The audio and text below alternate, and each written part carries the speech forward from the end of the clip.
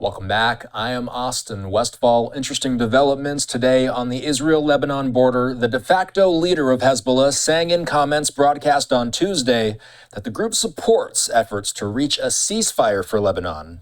But for the first time, they're omitting any mention of a Gaza truce deal as a precondition to halting the group's fire on Israel. We heard this being discussed earlier today at the State Department press briefing. U.S. officials reacting and saying that the militant group is on its back foot and getting battered. That's according to Matt Miller. Retired Marine Intelligence Officer Hal Kempfer standing by to discuss this. Hal, what are the implications of some of the language we're hearing out of Hezbollah as of late? Austin, the implications are enormous. Basically, this is a schism, a split, if you will, within the Iranian proxy movement, the axis of resistance that they call themselves. You have to remember, Hezbollah is the cornerstone of the Iranian proxies. That is their main proxy. It was started up in the early 80s. They've given them, 150,000 missiles. They've been multiple wars with Israel. And they have split. They have said, we will basically negotiate our own ceasefire, that the Gaza ceasefire arrangement is completely separate from what they're doing. Kind of implied that whatever happens with Iran might be a little separate from what they're doing as well, but it wasn't formally stated. The other thing, too, is, Bibi Netanyahu, the prime minister of Israel today, basically came out and made an address where he kind of made it clear to the people of Lebanon that basically you don't want to see Lebanon look like Gaza in so many words. And for everyone in Lebanon, they're very fearful that that's exactly what could happen. The destruction, the loss of life, the suffering. They're already under tremendous strain. Their social services, which were already overwhelmed on any given day, are completely overwhelmed now. So he made that pretty clear. And as near as I can make out, it was internal Lebanese dynamics. It was the head of the parliament, if you will, that basically was putting pressure on Qassem, Naim Qassem, which is the acting Secretary General, who basically the acting Secretary General because Nasrallah is dead. And of course, now it's looking like Nasrallah's replacement is probably dead as well. So they put pressure on him and said, look, you need to do something. And now we're hearing this overture, which is truly amazing. I mean, if you look at where we were a year ago, October 8th, a year ago, was when, basically Hezbollah joined the fight. They started firing missiles in support of Hamas.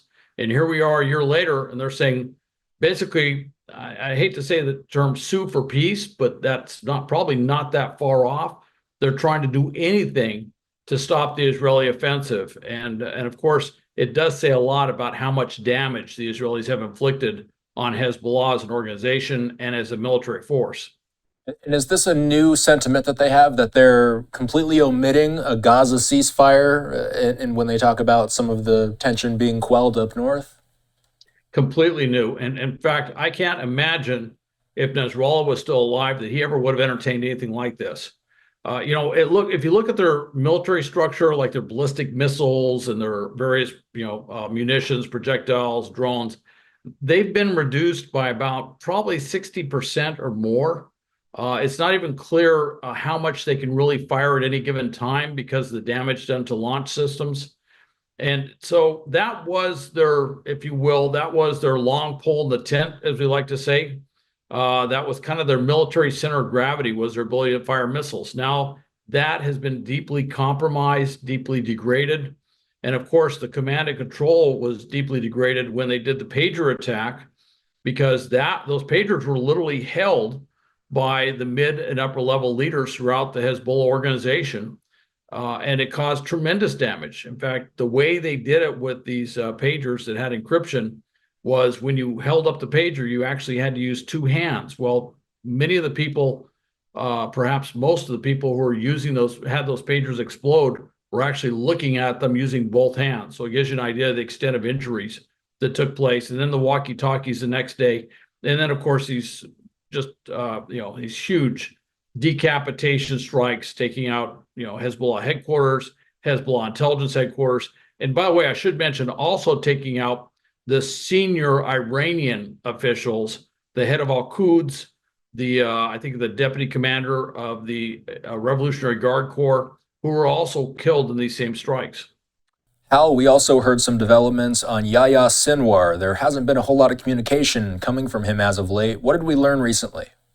Well, as of yesterday afternoon, Yahya Sinwar hadn't been heard from for weeks. And then the news broke that there was communications. At first, it didn't come to the mainstream media outlets. And then over the evening, it started popping up in the mainstream outlets that there has been communication between Yahya Sinwar, who is not just de facto, I mean, he was always the head of Hamas and the Gaza Strip, but he became de jure the head of Hamas, but they hadn't heard from him. They couldn't negotiate a ceasefire in many ways because they simply couldn't talk to the leader of Hamas. So he is now apparently back in communication as far as we know. He hasn't changed his position. It doesn't look like the ceasefire is any closer now that they're back in communication. But there are indications that he was very close to getting discovered by the Israelis, and that may be why he actually shut down communications, went incommunicado, if you will, was because the Israeli Defense Forces were very close to his location.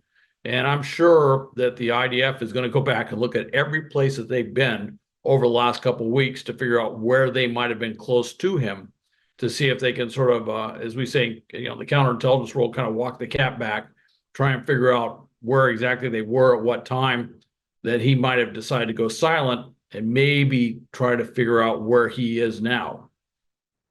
We'll leave it there for now, Hal. Good to see you as always. Take care. Okay, you too, Austin.